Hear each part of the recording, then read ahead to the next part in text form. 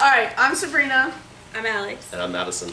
And today we're going to be showing you how NOx in socks are formed in this little petri dish, but it's going to kind of represent the atmosphere. So brome cresol is going to be kind of our indicator. We've already placed it here into our petri dish, and when this changes colors, it will let us know that SOx or NOx is present. So KNO2 in the center of our petri dish, and then we're going to add H2SO4 to that in order to make the reaction work. And if you look closely, you can see. Can you see the fog for me? Yeah. Yeah. It kind of The gets yellow. like smoky in a way.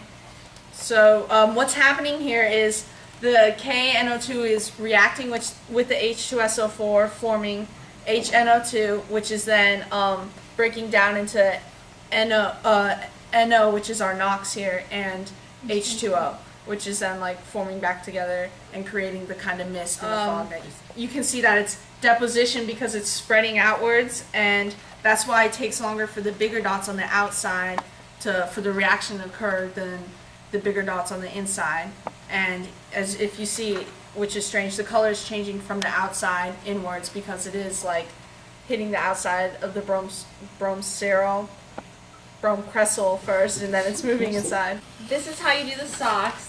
Now this one's kind of the same kind of procedure, except you don't have to use the diagram. You don't have to use a diagram for that one. You just put like small raindrops, like small and big ones, in various areas, and it's the bromocresol, the green indicator.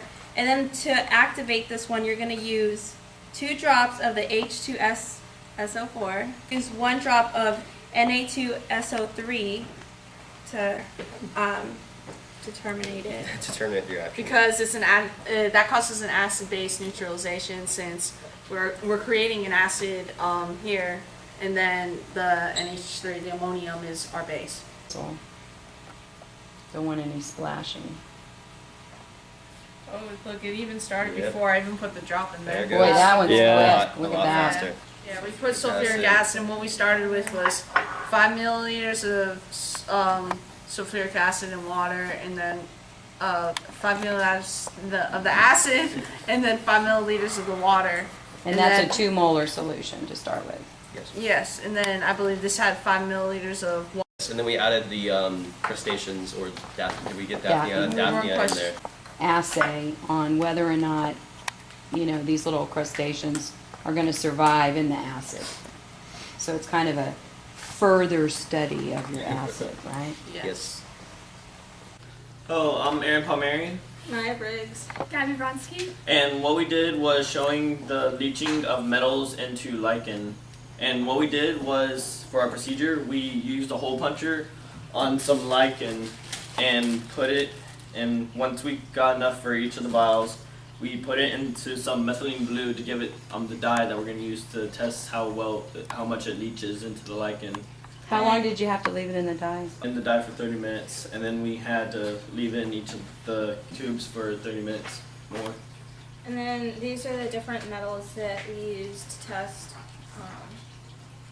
just how much it would leak. So can you tell us what the metal chloride compounds are that you used? We use sodium chloride, zinc chloride, cadmium chloride, lead chloride, lithium chloride, and magnesium chloride, and used water as our control. And the results was that lead chloride was the most harmful to the environment because lichen can be displaced very easily and absorbs metals and different substances easily. And the dark blue color shows the dye that was displaced by the metal. Removing the blue, the methylene blue rather. Can you put some white paper behind those so we can? The more blue the water is, the heavier the metal is. Can you guys see the color? Put it right behind the vial. There you go. But if you really want to test these really clearly, you could use another machine called a colorimeter, and you can clearly see which one is the darkest blue. So that's the most dangerous heavy metal. And which one did you find? was Lead chlor. And what do you think was the next blue? You guys over I- here. It was either zinc chloride or Or- magnesium. Okay, these guys have another lab to show us, and we'll do that shortly. Thanks, guys.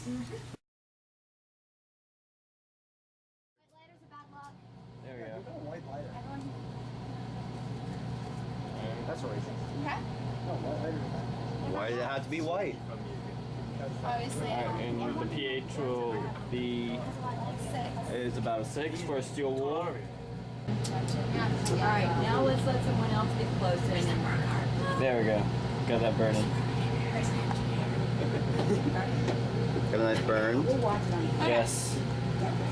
That's on fire. What'd you burn And this time? that was the styrofoam cup that we burned. It's We kind of burned the pH strip along with it. That is, That's I think it's more of a far. I'm 5. supposed to burn the pH strip. Yeah, it was bad.